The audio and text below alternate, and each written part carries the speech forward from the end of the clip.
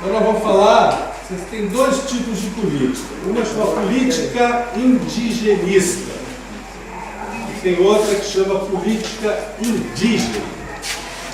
É uma política que é uma política feita em parte dos brancos que trabalham com os índios. E as políticas indígenas, a política que os índios fazem. Bem, quando é que começa a política indigenista? Como entrar em contato? Poucos gostavam, muitos não gostavam, porque isso vai trazer coisas ruins do lado deles, já sabiam o que ia acontecer. E aonde foi nossos machados, quem ficou com nossos machados, e acabei colocando na cabeça do meu pai, e eu fui buscar, era um machado acho que 7 gerações dele, lá no Aurá. Agora eu estou com esse machado, vai viver para sempre com ele. Os seringueiros vieram com um interesse econômico muito claro. Já os expedicionários da Fundação Brasil Central, eles tinham interesse, né, que é uma coisa que estava mais a ver com a integração nacional.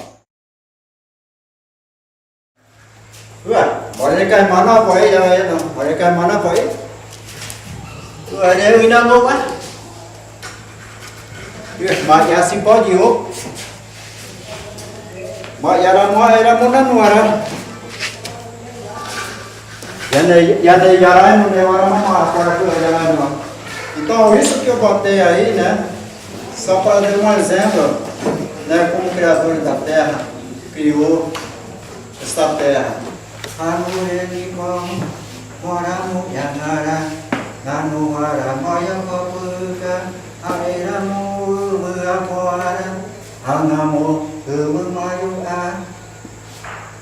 Assim que ele cantou. Talvez essa terra que eu estou criando nunca vai acabar. Muita gente pode viver, muita gente pode morrer, mas o povo vai produzir.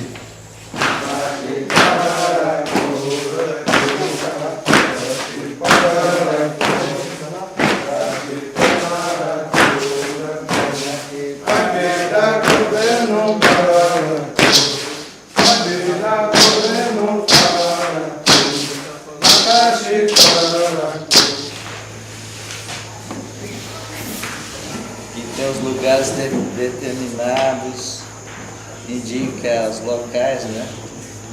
E mostra a formação do Brasil, né? Como é que o Brasil é formado, talvez é isso. O mapa que eu entendo tem do lugar já é coisa mapeada, uma coisa assim. Nós falamos um pouquinho sobre o movimento da Terra, rotação, que a Terra gira em redor dela mesmo, faz noite e dia, e translação, que é o movimento em torno do Sol, que dá as estações do ano. Então põe o seu braço direito voltado para o nascente do Sol, o esquerdo para o poente. Aonde fica o norte? Na sua frente. E as costas? no sul. No sul. Então essa é a forma básica de orientação. O planeta Terra ele tem duas metades. Ele tem o hemisfério. Essa parte aqui é o hemisfério norte, que é o que está para cima da linha do Equador. E a outra metade é o hemisfério sul. Então, o que a linha do Equador faz? A linha do Equador divide o planeta Terra em duas metades, o norte e o sul. Essas três cores que vocês estão vendo aqui, ó, esses três tipos de clima, a diferença entre esses três é chuva. Aqui, ó, nesse AF, que é o equatorial, tá lá do Equador. O Equador tá passando aqui, ó. Ele ocorre aqui e aqui, ó. É o clima mais quente e com muita chuva. Lá não tem estação seca. Antes disso aqui, ó, só para vocês verem, né? Essa aqui é a mapa da Amazônia. E aqui mostra os tipos de clima do Mato Grosso. Esse aqui é o estado do Mato Grosso, certo?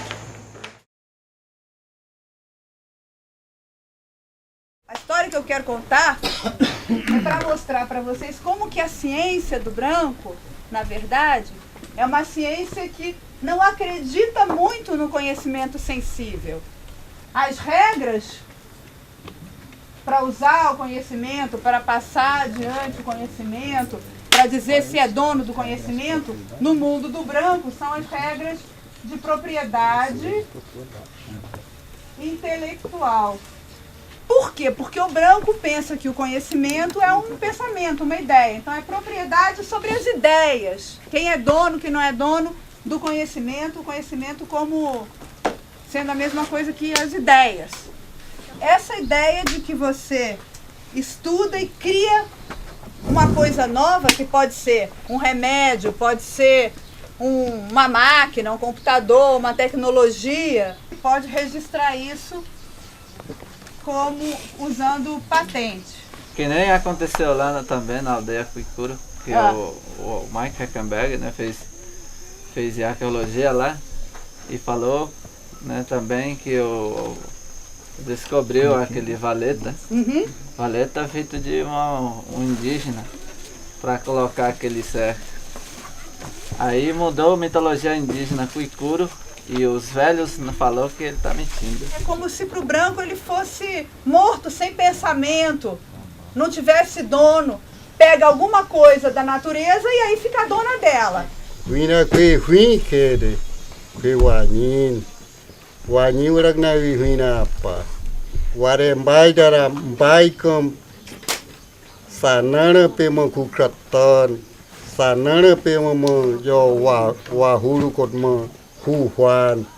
Direito autoral, vamos dizer, é um tipo de lei que protege a propriedade intelectual, né? O livro nunca pode ser patenteado, é sempre direito autoral, por exemplo, né? Já um remédio é patente. Então, para a gente entender um pouco, no fim, a ideia é a gente chegar a entender quais essas diferenças que o branco faz. Nós, agora eu vou falar, fala para nossos companheiros brancos assim, ó. Você tem que respeitar a madeira da beira do rio. Onde o branco fala, essa madeira não tem dono. Mas na verdade quem é dono tá aí, olhando para nós. Ele só dá risada para nós quando a gente fala, eu sou dona. A terra é uma mãe. Para nossa vida ela é uma mãe. Por isso que hoje nós temos água. Porque ela purifica, através das raízes, através das folhas. Porque a gente pensa que isso daqui não tem olho, a floresta não tem olho, tem vida igual a nós. Conhecer o conhecimento do branco está mudando o modo de vida de vocês? O que a gente está estudando nesse curso de gestão, ela é uma coisa assim que não é uma coisa que vai atrapalhar a gente, entendeu? Então, nessa parte a gente tem que entender, assim, aprofundar mais os nossos conhecimentos em própria nossas culturas mesmo, e aprender também de lado, comparar essas duas coisas, tanto a regra do índio e tanto a regra do homem branco, né? Coró, muitas vezes, é convidado para administrar a universidade lá. Ele sempre nega. E outro é muito antropólogo, estudou lá em São Paulo, se formou, voltou a trabalhar com o seu povo. Isso, para mim, é um exemplo bem interessante. A ciência do europeu nasceu de uma violência da Inquisição contra o pensamento livre. É uma criança que nasceu sem amor. O que esse homem está fazendo?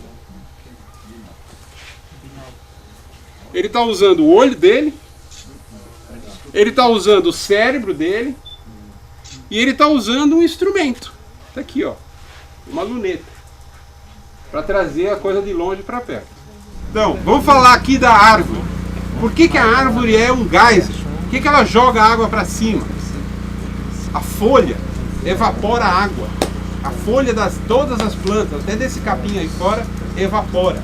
Como é que ela faz isso? Tem a raiz lá dentro da terra, que é que nem um cano de uma bomba. E passa dentro do tronco da árvore e sai pela folha. E vai para a atmosfera. E essa bichinha aqui, essa tal dessa folha, é responsável por aquilo que vocês viram que dá para ver do espaço. Lá, o o satélite está olhando e vê aquela quantidade de água saindo da Amazônia. Que é dentro da folha, pega o gás carbônico, gruda um com o outro e faz açúcar. Aí o açúcar gruda um com o outro e faz madeira. Então é isso que é o carbono. As árvores são feitas de carbono. A Amazônia, essa floresta maravilhosa, é uma usina de serviços ambientais. É uma usina. Falo que Belo Monte é uma usina, que Itaipu é uma usina, mas de verdade é a floresta que é uma usina. E ela é uma usina muito poderosa, muito grande, muito forte e muito importante. E vocês vão ver por que ela é importante agora. Os desertos do mundo. Atacama, Namíbia e Kalahari, deserto da Austrália, deserto de Sonoma, no México, deserto do Saara aqui na África. Agora tem uma exceção. A terra dos cara pálida no Brasil. Essa região aqui, onde tem agricultura, onde tem hidrelétrica de Itaipu, onde tem indústria, onde tem cidade, onde tem um monte de cara pálida lá, eu sou um deles. A água faz isso. Ela mantém a paisagem, mantém as florestas, mantém as pessoas, os animais, e ela volta para lá para o oceano, depois vem de novo. Os rios da terra são as veias, e cadê as artérias? É um novo rio, ou melhor, é um rio, só que não é da terra, é um rio do ar. Então aí foi quando surgiu a criação de muitos povos, cada um do seu lugar, espalhou. Vários lugares nasceu gente. E quando espalhou, isso nosso povo Axânica teve um grande Antaviari, que foi aonde passava todos os ensinamentos de como era a linhagem da vida. Então para nós o sol é uma luz que dá vida para todos os seres. Então por isso que nós temos que ter cuidado com a água, nós temos que ter cuidado com a terra, nós temos que ter cuidado com as plantas, nós temos que ter cuidado com tudo que nós comemos. Porque sem nada disso, o ser humano não vive na terra. E se tudo poluir, todo mundo fica doente. Se todo mundo adoecer, todo mundo vai morrer. Não existe medicina que cure. A cura está nisso aqui que Deus deixou. Mas se nós acabar isso tudo, nossa medicina vai tudo embora. E nós se acaba. Então por isso que na criação do mundo, o nosso povo fala, por que existiu, por que veio a ayahuasca para nós? A ayahuasca foi uma mulher de grande poder. E um homem também, que nasceu, gerou de dentro dela. Era uma criança que nasceu de dentro dela, que ela morreu gestante.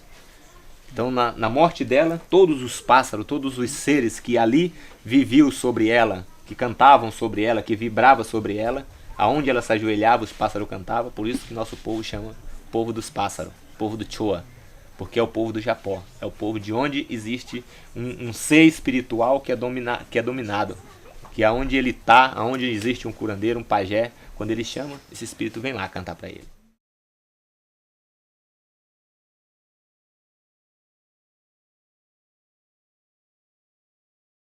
Então, o que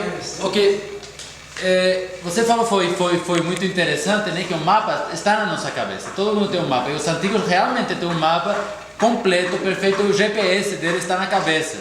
O problema é que o GPS ajuda muito é a comunicar, para fazer um mapa que serve para colocar a nossa visão, a nossa terra, a nossa vontade para os colegas e para o governo e para quem for examinar nosso mapa. Tem bastante coisa para Tá. Eu nunca andei nessa região. Então, interessante, né? Ver o que tem, o que não tem. Qual é a diferença. 24, né?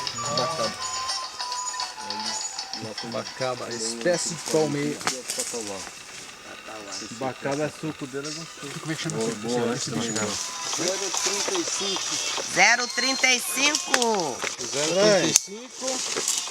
Sementes de copaíba. Não tinha lá, não. A gente elabora uma conclusão com o nosso conhecimento. Então, tem mapa e conhecimento, sempre caminhando junto. Vai até chegar aqui. Cada vez mais o desmatamento está chegando próximo da área indígena, né? Do parque, em volta do parque. Então isso está trazendo mudou muito a clima, né? Então tem mudança de clima. Sim, tem mudança. Então isso que eu fico vendo, né?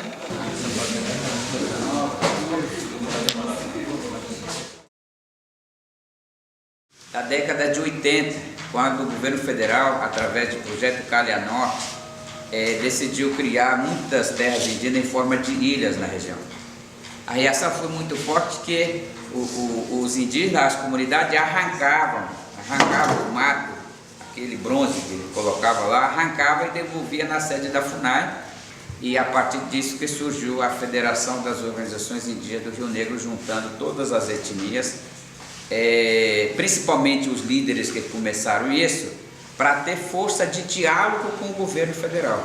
Para ela ficar forte, teve que criar essas associações locais em todas as comunidades, que eu falei para vocês que são 80 hoje. Essas associações representam a média de 10, 20, 30 comunidades, toda ela ligada à FUEL. Como a região é muito grande, organizou em coordenadorias, dividiu por regiões. Existem áreas administrativas que a gente chama, para cada região dessa tem uma coordenadoria que faz relação direta com a FUEL e com as associações de comunidades, né? É uma tentativa de organização. Então, dentro da organização existe sempre conflitos. O que o Rio Negro sempre busca é decisão final tem que valer para todo mundo, né? E assim a gente tenta trabalhar no Rio Negro. Assim que eu acompanho a saúde indígena. Primeiro momento era terceirizado, né?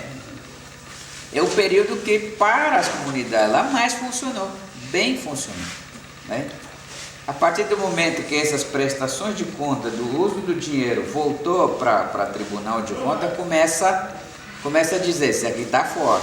Muitas organizações indígenas no Brasil se acabaram por causa dos convênios feitos com a FUNASA e não conseguiram prestar conta, não tiveram a equipe técnica. O que atrapalha a saúde indígena é muita corrupção aí nesse sistema, né? O partido político partidarizou a questão da saúde indígena e fica num âmbito de negociações de poder e acaba não cuidando da parte técnica e não funciona. A saúde indígena sair da FUNASA e parar no Ministério da Saúde, criando a Secretaria Especial da Saúde Indígena, com uma proposta de que esses DCs fossem unidades autônomas. Mas no Rio Negro essa história não está sendo assim não, né? Com essa mudança da CESAI, ela tirou o item controle social, está misturado hoje, né? Parece que é proibido fazer convênio com a organização indígena para fazer esse exercício do controle social. E acaba ficando como se fosse subordinado ao chefe distrital.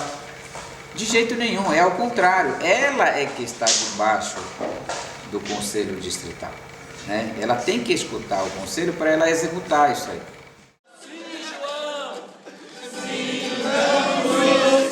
Luiz João, sim. João, Luiz, não. Não, sim, sim, Luiz.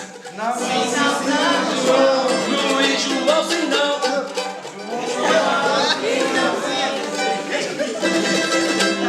Eles estão mais ou menos acordados. A ideia é que tudo isso aqui comece a se transformar, não é para ficar parado. Certo? Inteligente, mas é pessoa, né? Gente, pessoa. A gente só coloca um exemplo aqui, né? Porque essa montanha aqui, ela desce aqui, então ela foi formar isso daqui. Entendeu? Depois ele ficou fora. Uhum. Tinha muitos aves por aqui, na época que o Cauailete e os outros chegaram, né? Nessa região. E o rio era bem fundo. Só que nessa mudança agora que está tendo, né, construção de usina, aí o rio foi modificando, né? Até mesmo a cor do rio foi ficando sujo. Aqui era a floresta, né? Foi desmatado, como outro grupo falou que desmatamento trouxe muito a areia, né? Onde transformou uma praia muito grande e hoje Ela virou a praia, né? Na verdade, tem tudo a ver com as histórias. Aqui era Jacaré, um cacique grande, né? Ele comandava várias aldeias, mas isso aqui ele contrariava várias propostas das comunidades. Então, até que chegou o momento da comunidade matar ele. Então mataram, cortaram um saco, né, com parte genital dele e plantaram e nasceu com o pequi. O pé de pequi, aqui é as frutas. Né? Então tinha rio aqui no meio, né? É um rio grande assim. Bem aqui tinha barragem, né? Tinha um peixe, né? Que queria pular, mas não conseguiu. Ou subir na escada, né? Uma coisa assim. E o Tracajá, né? Tentou subir, mas não conseguiu, voltou, né? Então, para denominar esse local, na qual foi dado Jauarum, que representa esse onça que está aqui, ó, dono do rio. Então, onde fica esses donos do rio, e tem as panelas também, entendeu? Então, a água vai tudo nessa panela, depois quando enche volta. Então, isso aqui representa esses personagens aqui.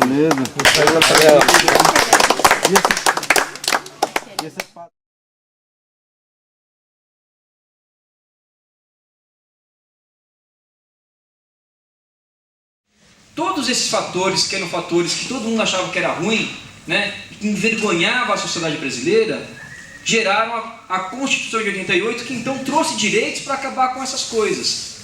Trouxe a reforma agrária, trouxe o direito à saúde, trouxe o direito à educação e trouxe os direitos dos índios.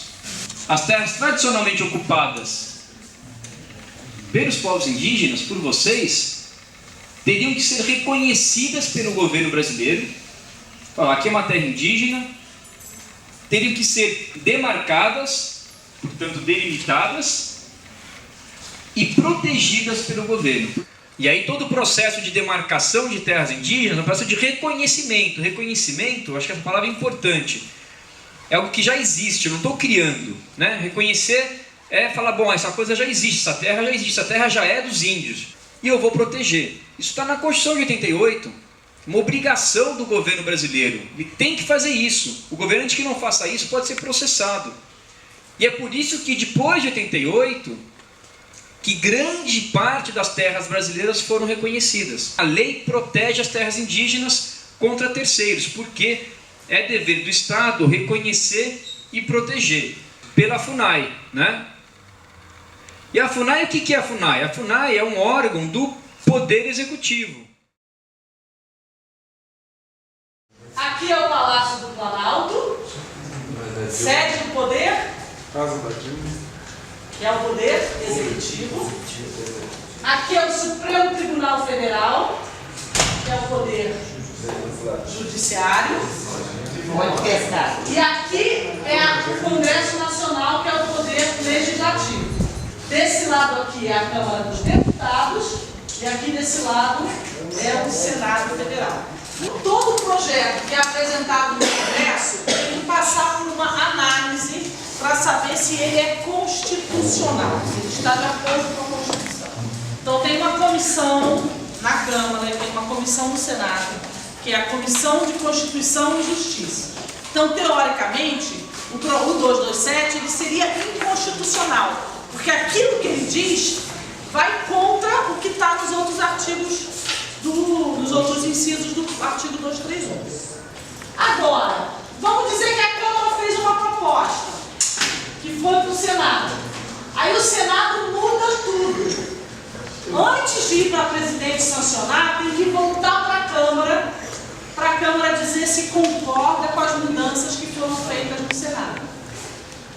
Quando esse projeto volta para a casa de origem, não pode mudar tudo de novo, só pode dizer se está de acordo com as mudanças que o outro fez ou não.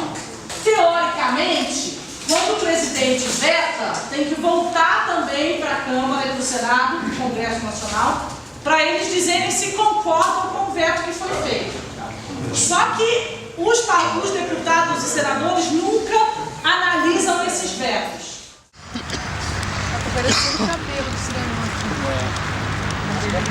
Nós estamos começando a conhecer essas políticas públicas e também a política indígena, indigenista. E então nós estamos assim com bastante curiosidade para conhecer esse lugar tão importante, né? Que onde está sendo tramitadas várias situações, né?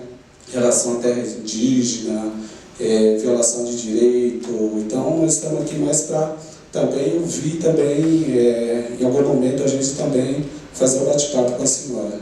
Em primeiro lugar, né, quando vocês têm notícia ou sofrem alguma violação de direitos de vocês, do grupo a que pertencem, ou, enfim, direitos indígenas de uma maneira geral, em primeiro lugar é você procurar essa Procuradoria da República mais próxima. O local sagrado, pelo PCH. E nesse tempo aí também tem um local chamado Icamuquacá, uma caverna ali. Como funciona o papel do Ministério Público Federal na fiscalização dos outros poderes, como, por exemplo, o Estado de Mato Grosso? A competência é nossa, sim, de fiscalização dos poderes públicos federais. E especialmente com relação a patrimônio cultural, é nossa atribuição. Nós temos uma relação com a FUNAI de parceria, quando é possível, de trabalharmos juntos para somarmos, né, as nossas forças e chegarmos ao melhor resultado quando estamos no mesmo lado. Hidrelétrica da Telespire, né, que é Telespire, e agora está pensando em São Manuel. Né? Eu queria ver como que está o processo desse andamento, é isso que eu queria saber. Obtivemos decisão judicial favorável em primeiro grau, entretanto o tribunal aqui de Brasília suspendeu essa decisão. Mas a briga está grande, né? A gente tem recorrido constantemente, o Ministério Público realmente está muito empenhado em garantir o respeito aos direitos dos povos indígenas impactados por essas grandes obras. Também tem uma segunda ação, porque o estudo do componente indígena não foi finalizado, nem contemplou ali a questão das 7 quedas em si, né? Que é uma área ali muito importante para os FEB e para o Fundo do Cu, né? De territorialidade, ainda que não seja uma terra demarcada, é uma territorialidade significativa. Como o Ministério Público acompanha a educação escolar indígena diferenciada, como o Ministério está acompanhando isso, porque desde que foi criada, teve andamento, teve algumas coisas aconteceu, né, assim, as previstas, e depois nós nunca tivemos nenhuma, ficou parado na verdade, né, até o momento. Nós estivemos, o ISA também, no processo de construção daquela resolução do Conselho Nacional de Educação que previa a educação escolar diferenciada. Hoje, olhando, depois de muito tempo, a gente vê muitos equívocos naquela resolução. Muitos, muitos, muitos. Inspiração boa, E fortalecer o papel de gestor territorial desses jovens que estão aqui, que já desenvolvem funções políticas, culturais e sociais em suas comunidades, né? Vocês vão poder conhecer um pouquinho. É muito importante essas iniciativas de formação de jovens, de lideranças, é fundamental, né? Então, uma estratégia que a gente usa para que o plano tenha mais chance de sair do papel é, quando a gente elaborar o plano, chamar os parceiros tudo para discutir. É possível garantir espaço para organizações mais regionais, né? Tipo uma TICS, tipo uma FOIRN, tipo uma associação do Tocati lá do Maranhão e Tocantins. Como foi dito aqui, a PNGAT é um processo que está em construção, né? E o comitê gestor nem foi instalado ainda, vai ser instalado para começar a trabalhar. Eu acho que seria muito importante haver uma pressão dessas organizações mais regionais, tipo a TICS, FOIRN, Botocati, etc., que tem por aí fora, né? A MAIAC e outros tantos, né, que tem por aí, fazer uma pressão para poder participar das reuniões também. Mas eu acho que aí vocês poderiam, como a FUNAI está como coordenadora e secretária executiva do comitê, Vocês poderiam encaminhar um documento para a FUNAI pedindo uma participação. Porque aí a gente leva para o comitê e coloca isso em discussão.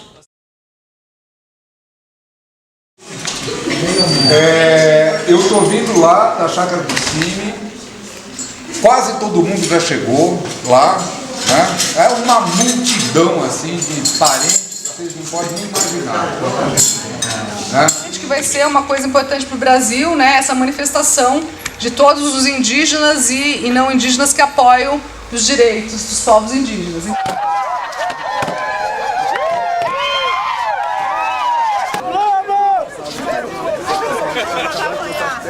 Que a gente procura.